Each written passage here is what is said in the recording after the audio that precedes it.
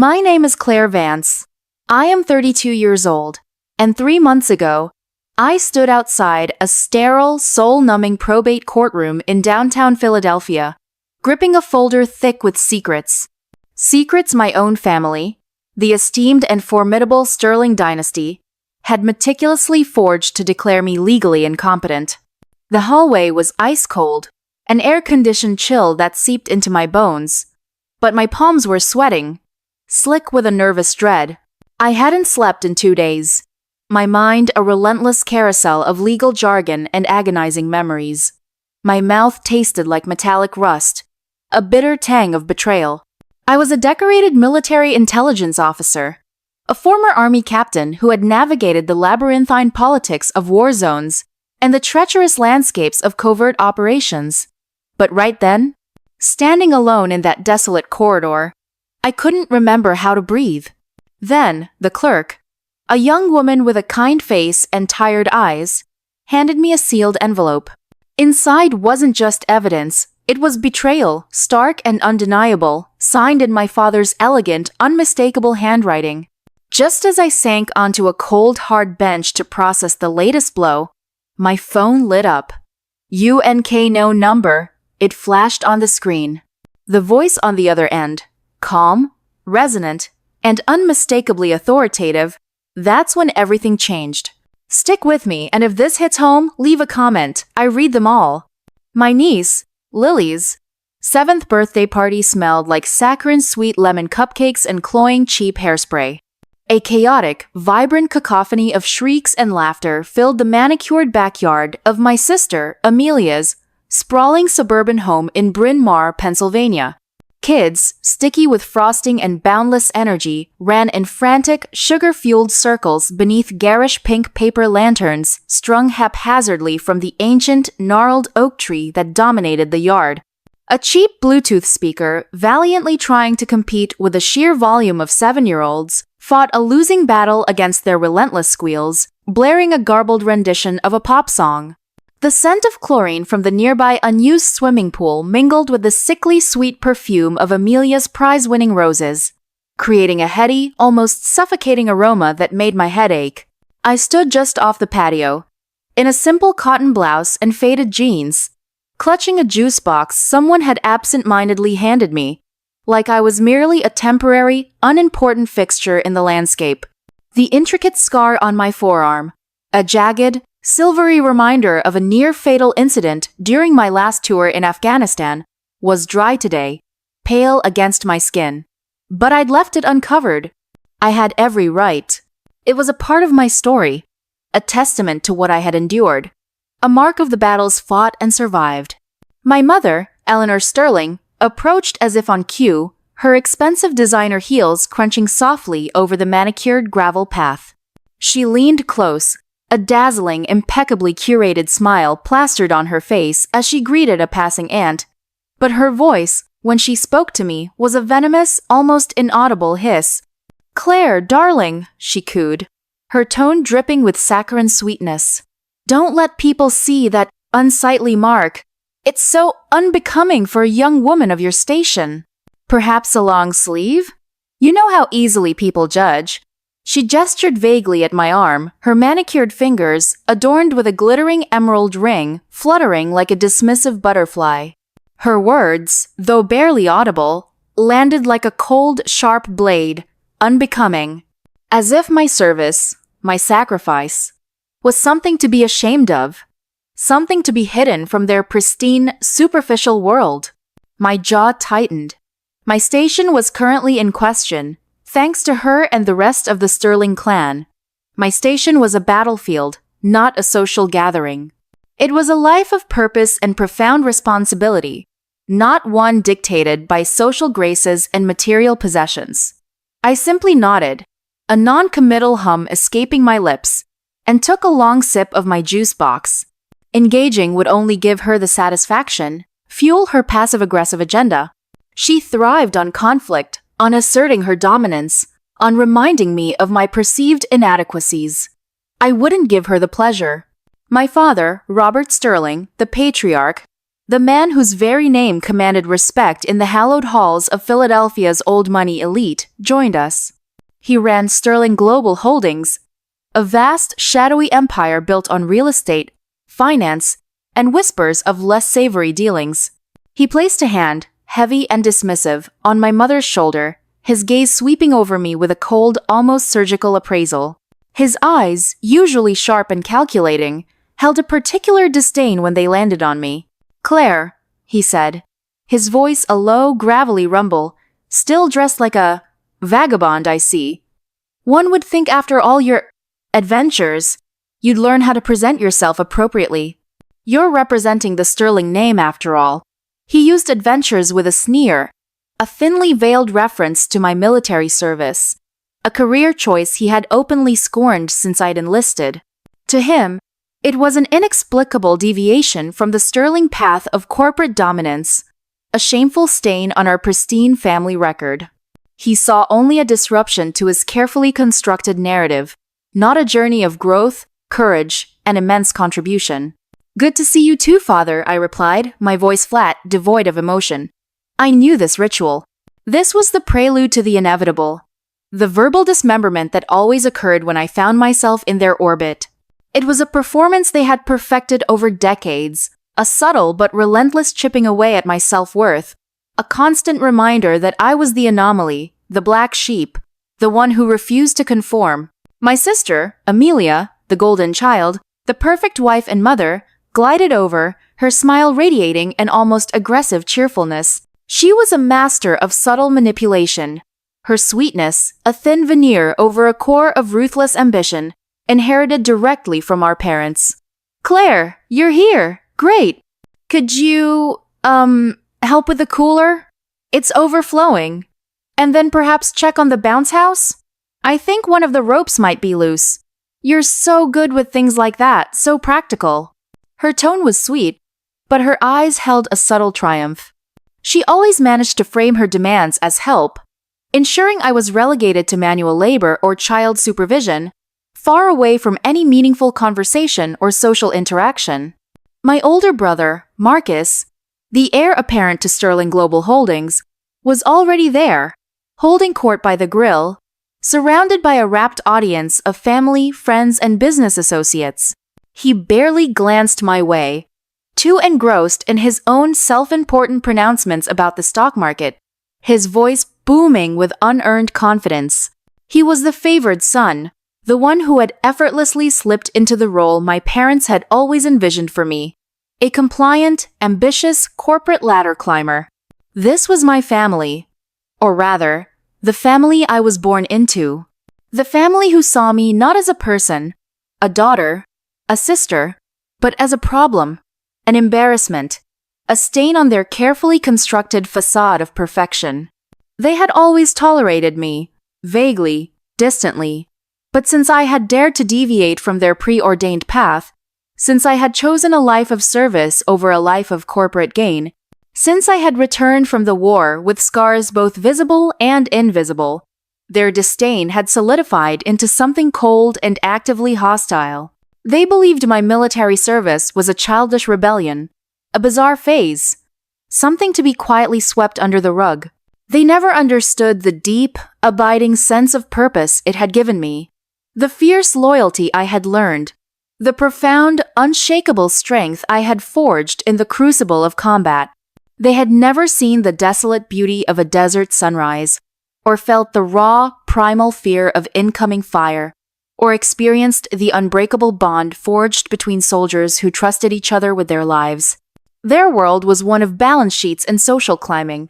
Mine was one of survival and shared humanity.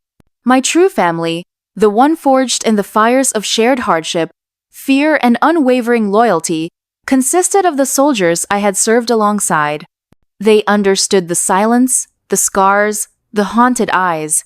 They understood what it meant to carry the weight of impossible decisions. This biological family? They saw only the superficial, the inconvenient, the socially awkward. They wanted me to be a perfectly polished Sterling daughter, a corporate drone, a silent accessory to their carefully curated world. They did not want Claire Vance, the captain, the analyst, the survivor. They wanted a reflection of their own narrow ambitions, not a woman defined by her own courageous choices. As the party wore on, the snide remarks escalated. Subtle at first, then increasingly overt. My Aunt Bethany, a woman whose entire existence seemed predicated on gossip, sidled up to me, her voice a saccharine whisper. Claire, dear, such a shame about your career choices. So unconventional. You know, Robert always said you had a real head for finance. Such a waste. You could have been truly successful, darling, like Marcus. She made sure to highlight Marcus's supposed brilliance, a subtle jab designed to twist the knife. I felt the familiar tightening in my chest, the slow, agonizing burn of impotent rage. The urge to explain, to justify, to defend myself was almost overwhelming, but I stifled it. They wouldn't understand. They couldn't. My cousin, Julian, always a sycophant to my parents, chimed in, louder this time, ensuring his words carried to a wider audience. Yeah, Claire, why didn't you just come work for Uncle Robert? You could be like an executive by now, instead of, well, whatever it is you do now. He gestured vaguely, his face a mask of feigned ignorance, knowing full well what I did. They all did. They just chose to dismiss it, to reduce my complex, vital work to a vague, unimpressive whatever. My heart pounded, a frantic drumbeat against my ribs. I wanted to scream, to lash out, to grab Julian by his perfectly starched collar and tell him what it felt like to hold a dying man in your arms, what it meant to make life or death decisions in a split second, what true purpose felt like beyond the pursuit of wealth. I wanted to describe the weight of command, the responsibility for lives, the chilling precision of intelligence gathering that prevented countless acts of terror. I wanted to make them understand the profound meaning of a life lived in service, a life where every choice, every action, carried tangible consequences beyond a fluctuating stock price. But I didn't. I had learned, in the desolate landscapes of war, that sometimes silence was the most potent weapon. Sometimes the most powerful response was to simply exist, unbowed, in the face of their attempts to diminish you. The conversation turned, as it always did, to my financial situation. They knew I had opted out of the family trust, a decision I made when I enlisted, refusing to be beholden to their control. They used it as a constant cudgel, a perennial source of thinly veiled insults. Claire, you know, we really should help you out, my mother said, loud enough for others to hear, her voice dripping with false concern. It's so expensive living in the city on a government salary. Perhaps Robert can get you a small loan? Just to help you get back on your feet. We don't want you to struggle, darling, not after everything. She made it sound like I was destitute, a charity case, barely scraping by, a perpetual burden. Her pity was a weapon, designed to humiliate. I'm doing just fine, Mother, I replied, my voice barely above a whisper, laced with a steely resolve she rarely heard. I don't need a loan, and my career is exactly where it needs to be. I am not struggling. I am thriving. Her eyes narrowed. My defiance always ignited something cold and dangerous in her. Don't be so prideful, Claire. We're just trying to help. You know, after everything, it's hard for a young woman to make her way without proper connections. The world can be so cruel to those who lack foresight. The implication hung heavy in the air. Without us, you are nothing. You are foolish for turning your back on our influence. She genuinely believed her power was absolute, her control over our lives unchallengeable. Lily, my niece, oblivious to the simmering tension, tugged on my blouse. Aunt Claire, can you tell me a story about your adventures? The one about the mountains and the secret messages? She asked, her eyes wide with innocent curiosity, untouched by the cynicism that permeated the adult world around us.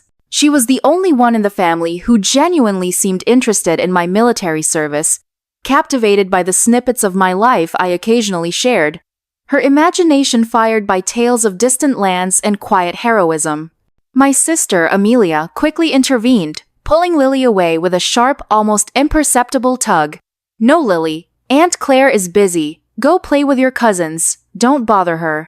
Amelia shot me a warning glance, her unspoken message clear. Don't you dare ruin this party with your inconvenient truths, your unsettling stories of a life outside our gilded cage. She wanted the illusion of perfection to remain unbroken. The afternoon stretched on, an agonizing eternity of forced smiles, veiled insults, and the relentless, suffocating weight of their collective disapproval.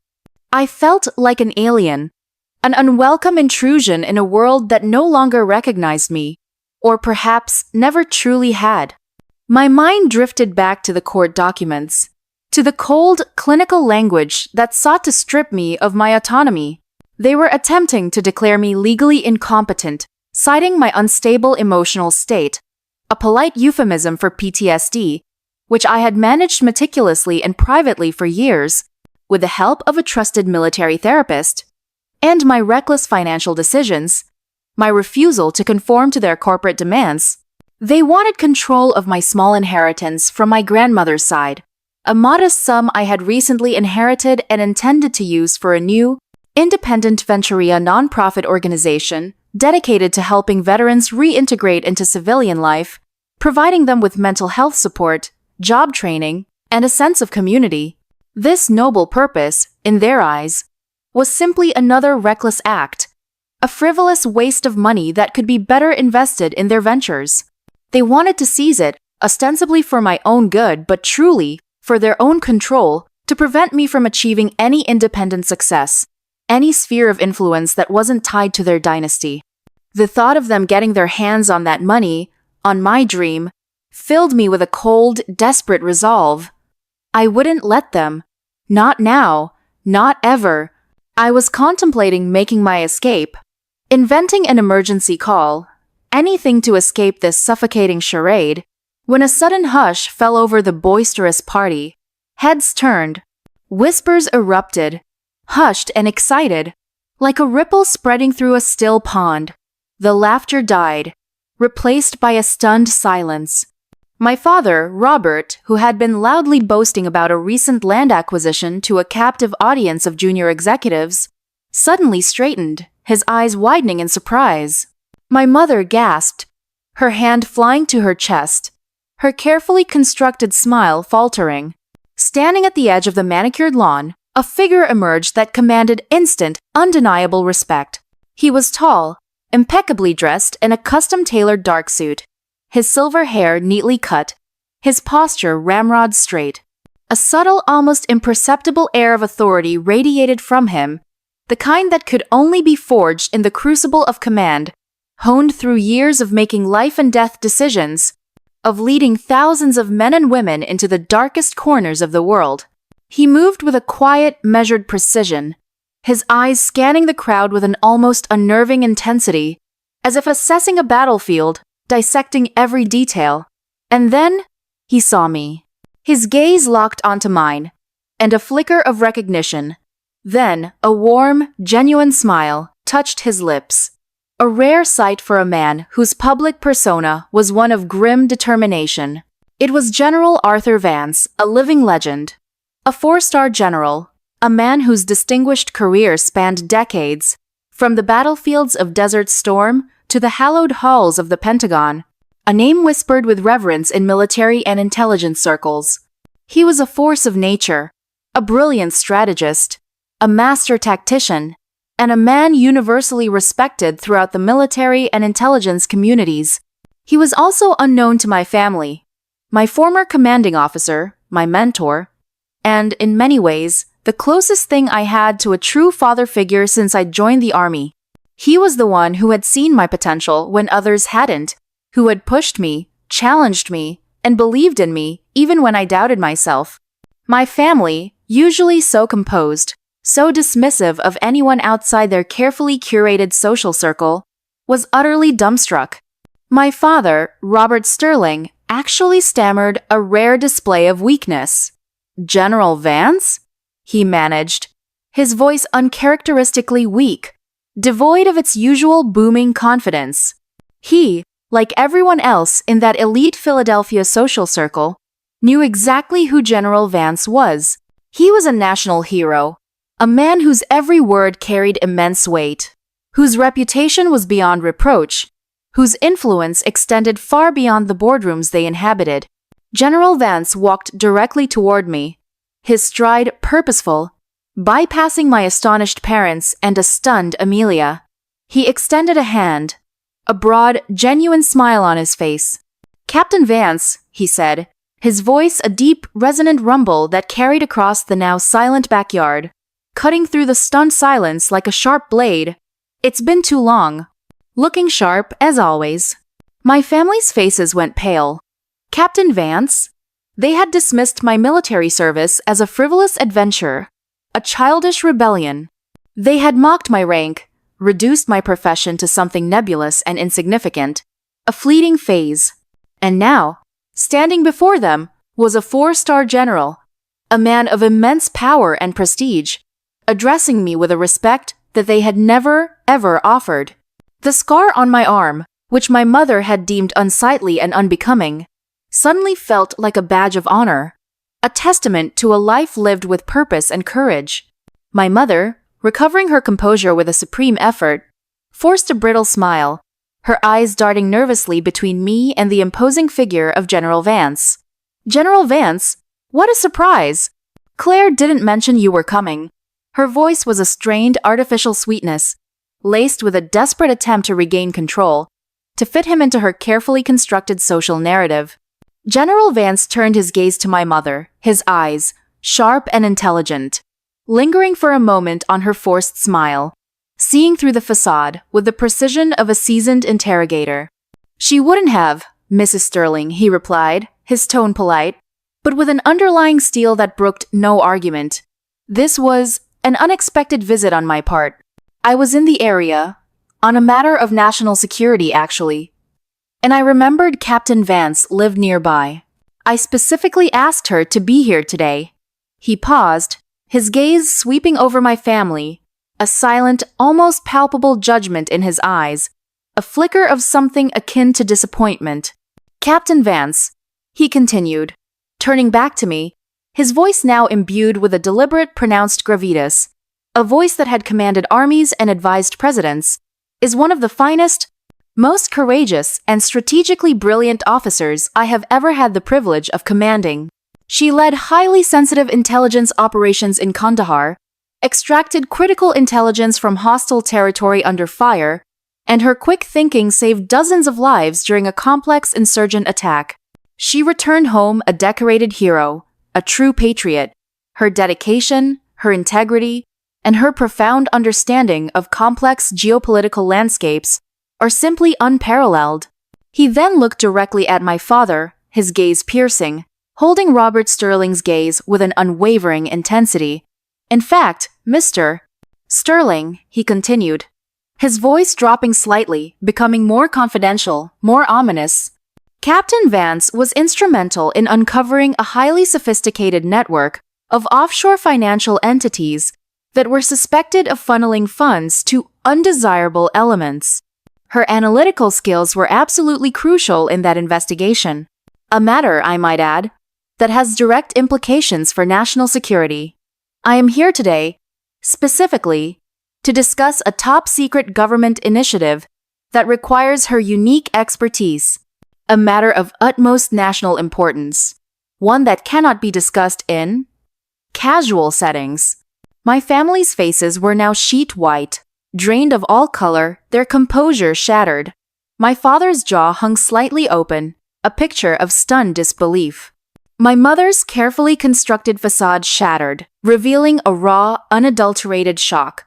Amelia looked utterly bewildered, her cheerful smile replaced by a look of bewildered confusion. Marcus, who had been so loudly boasting about his corporate deals, had gone completely silent, his eyes wide with a mixture of fear and awe, his ego deflating with every word from the general. They had dismissed me as a vagabond, a waste, a problem. They had tried to declare me incompetent. And now a 4-star general, a national hero, a man who represented the very fabric of national security, was not only singing my praises, but implying I was involved in matters so sensitive, so critical, So top secret, he couldn't even discuss them in public. The sheer, breathtaking irony was almost too much to bear. National security? My father finally choked out, his voice barely a whisper, a stark contrast to his usual booming tone. But, Claire, she's just… He trailed off, unable to reconcile the image of the disgraceful daughter with the decorated officer described by a national legend. General Vance raised a hand, silencing him with a simple, authoritative gesture.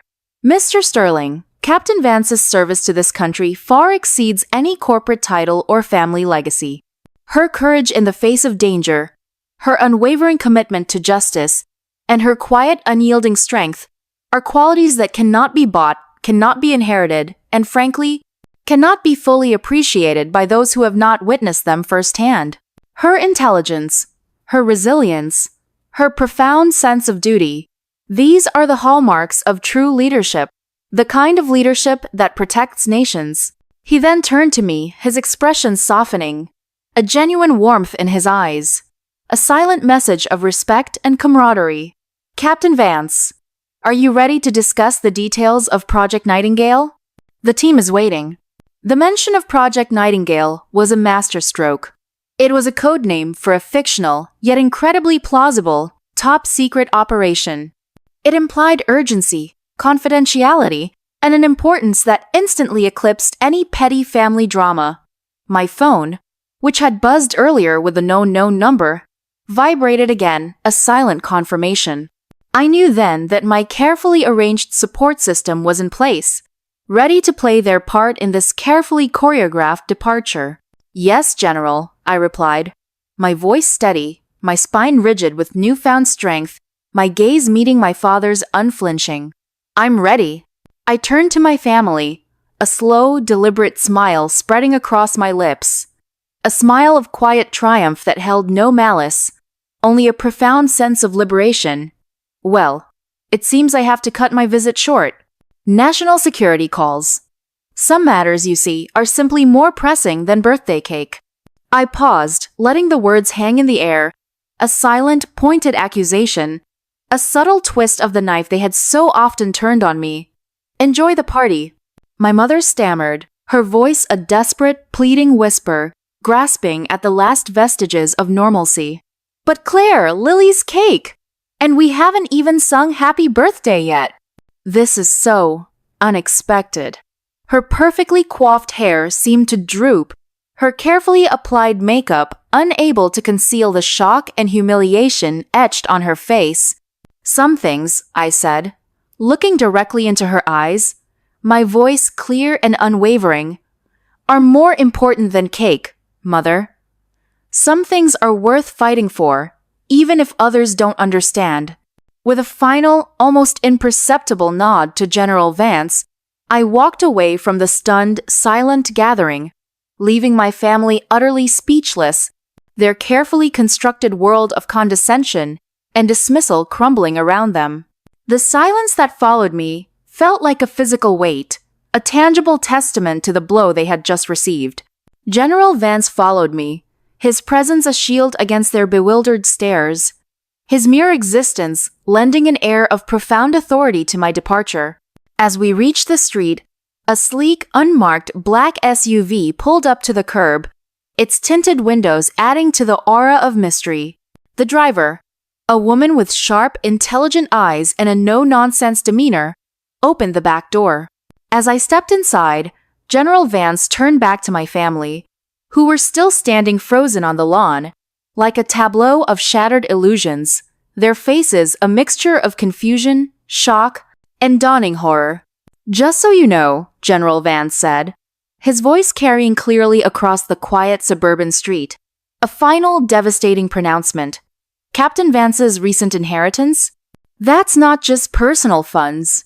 It's earmarked for Project Nightingale, a highly classified initiative that, if successful, will save countless lives and reshape the geopolitical landscape.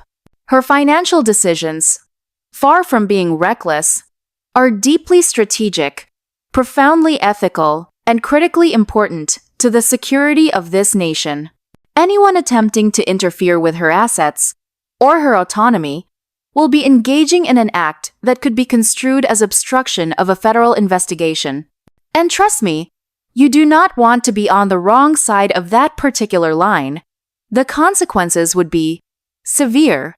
He gave them one last, piercing look, a look that promised swift and decisive action should they dare to cross him, then stepped into the SUV. The vehicle pulled away smoothly, silently, leaving my family standing on their perfectly manicured lawn, utterly devastated and exposed.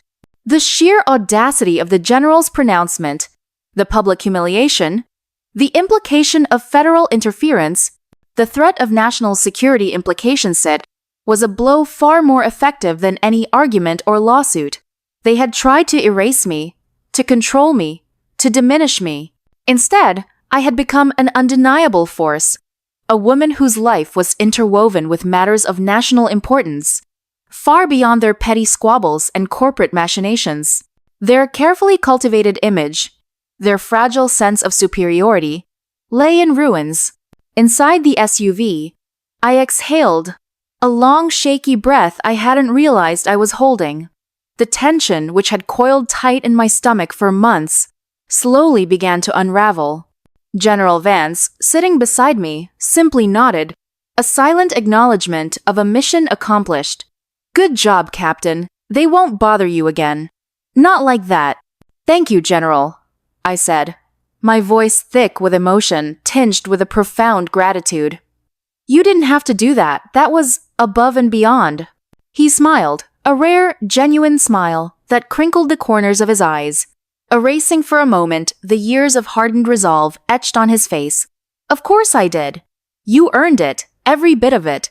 And besides," he winked, a mischievous glint in his eyes, "some lessons are best learned publicly, wouldn't you agree? Especially for those who thrive on private machinations." We drove in comfortable silence for a while, the hum of the SUV a soothing backdrop. The unknown number call had indeed been from General Vance. I had reached out to him discreetly a few weeks prior, when my family's legal machinations became clear. I hadn't asked him to intervene directly in my family drama. I had simply informed him of the situation, explaining that my proposed Veterans Foundation, which would eventually be named the Sentinel Initiative, might be jeopardized by their actions. I spoke of the potential for a new, innovative approach to veteran reintegration, one that leveraged my intelligence background to identify and counter systemic barriers, to truly understand the complex psychological and economic challenges faced by returning service members. I outlined my vision for comprehensive, personalized support, bridging the gaps in existing services, ensuring that no veteran fell through the cracks. He, a man fiercely dedicated to the welfare of his soldiers, had understood immediately. He knew my capabilities, my integrity, and my unwavering commitment.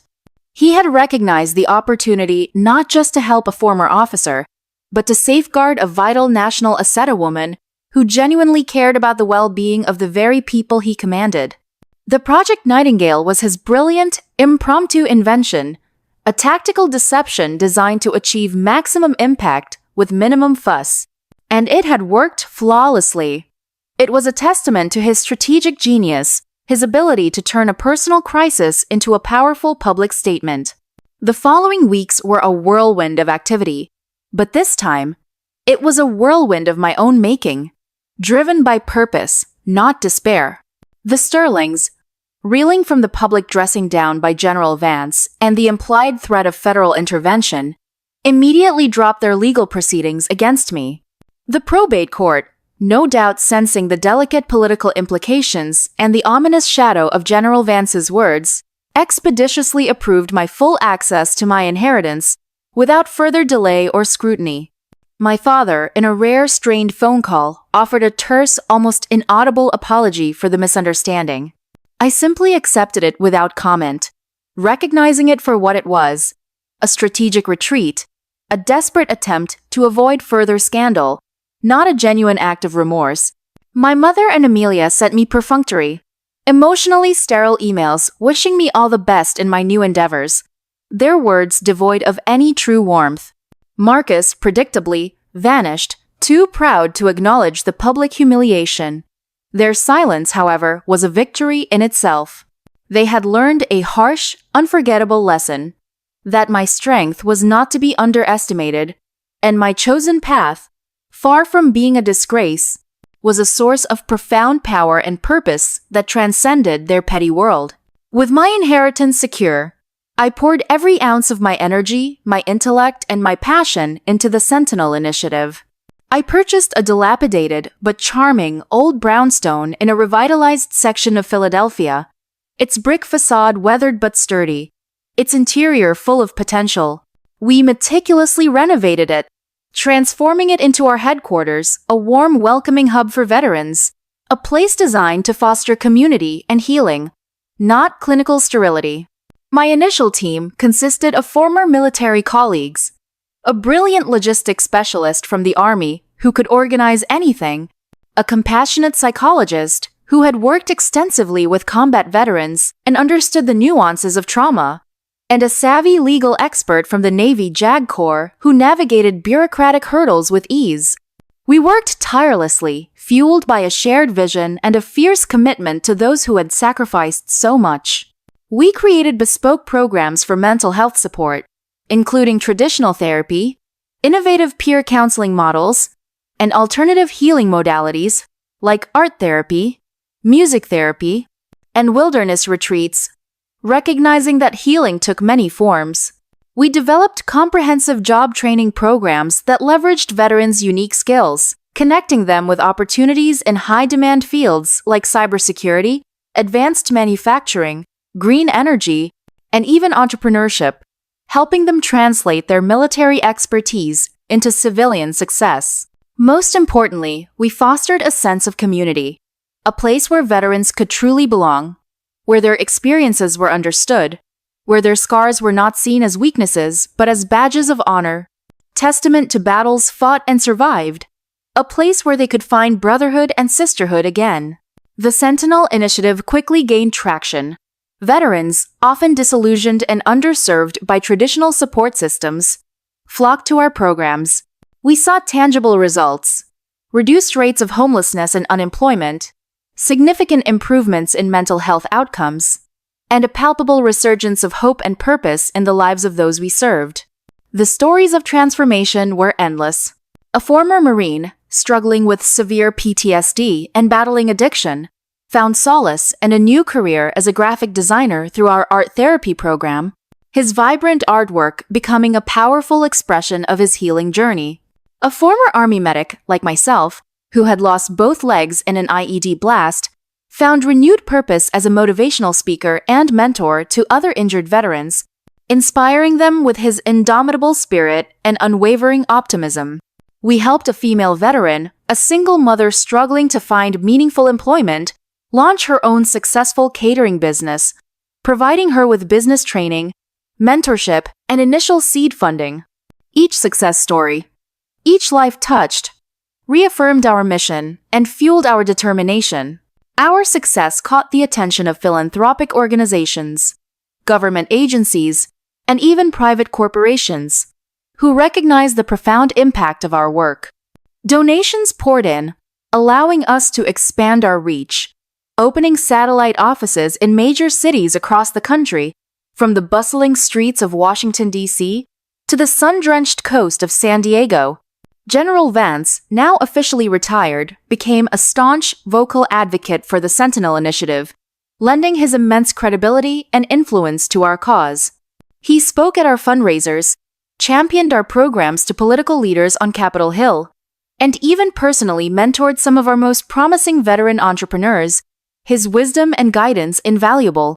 His presence, his unwavering belief in our mission, was invaluable, opening doors that would otherwise remain closed, lending a gravitas that commanded respect. He often said, with a proud glint in his eye, "Claire, you're not just helping veterans. You're building a new kind of army of hope, resilience, and purpose. And that, Captain, is a mission worth fighting for. That is a legacy worth leaving." My personal life, once a stark landscape defined by duty and solitude, began to soften, to bloom in unexpected ways. I rediscovered my passion for hiking, finding solace and clarity on the rugged trails of the Appalachian Mountains. The vastness of nature, a balm to my soul.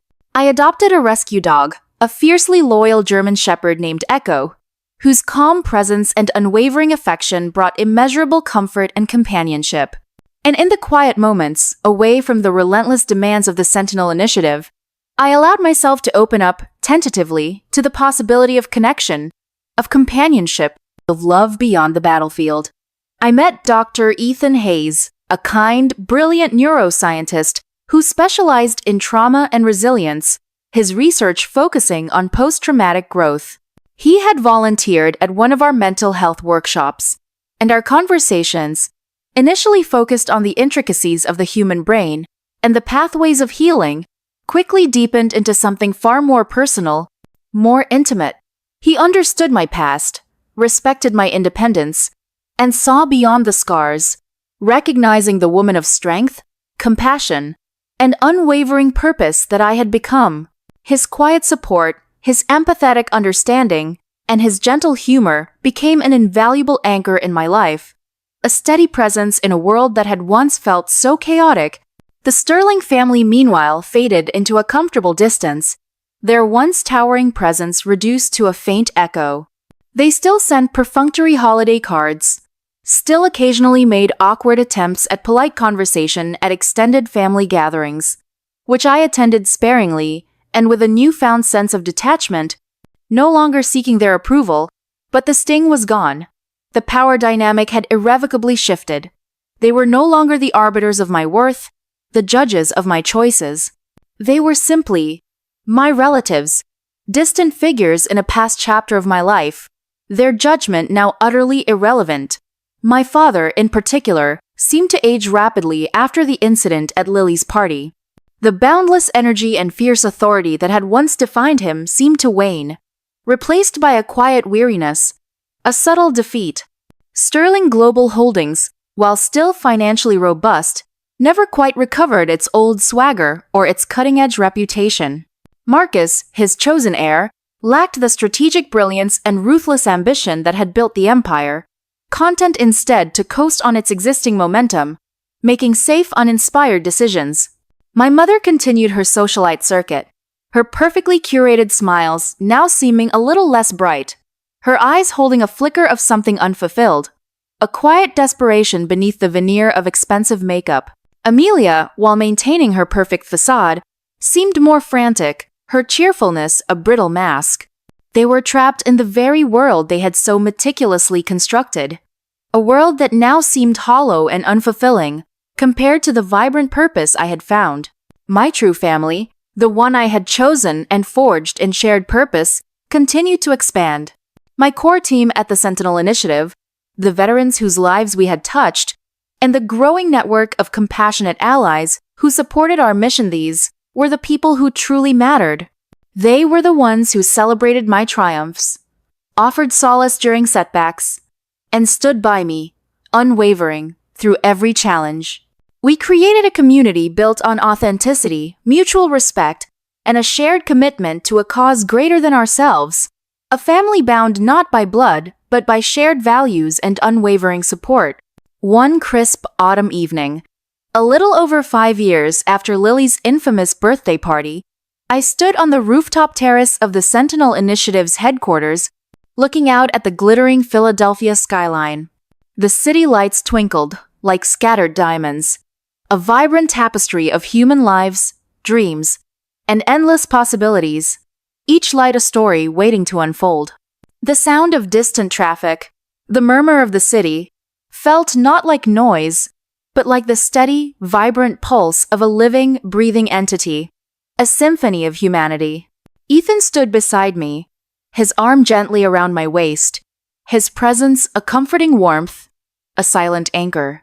Our 2 children, a spirited boy named Leo and a thoughtful girl named Ava, were tucked safely in bed, their dreams filled with the innocent magic of childhood, their laughter a melody that filled our home. "You know," I said, gazing at the sprawling urban landscape, a testament to human endeavor, "it's funny how life works. I spent so many years trying to prove myself to my family, trying to earn their approval, to fit into their mold, to be what they wanted me to be. And all it brought was pain and a profound sense of not being enough, of always falling short. Ethan squeezed my hand gently, his understanding palpable. And then, when they tried to break you, when they tried to erase you, you found your true strength. You found your purpose. You built something infinitely more valuable than any empire they could ever conceive. You built hope, Claire. You built healing. You built a community. Yes, I agreed. A quiet, deep-seated contentment filling me, a profound sense of peace that transcended any past hurts. The general, peace, he didn't just save my inheritance that day, he saved me. He showed me that my worth wasn't tied to their perception or their approval or their money. It was tied to my own integrity, my own service, my own unwavering commitment to what was right. He showed them that sometimes, the quiet ones, the ones they underestimate and dismiss, are the very ones who hold the key to the truth, the ones who deliver the most profound lessons. The night air was cool, carrying the scent of autumn leaves and distant wood smoke, a nostalgic aroma that carried with it memories of growth and change. I thought of my military career, the intense training, the perilous missions, the moments of profound fear and exhilarating triumph, the camaraderie forged under duress. Those experiences, far from being a waste or an adventure, had forged me into the person I was today: resilient, resourceful, and utterly committed.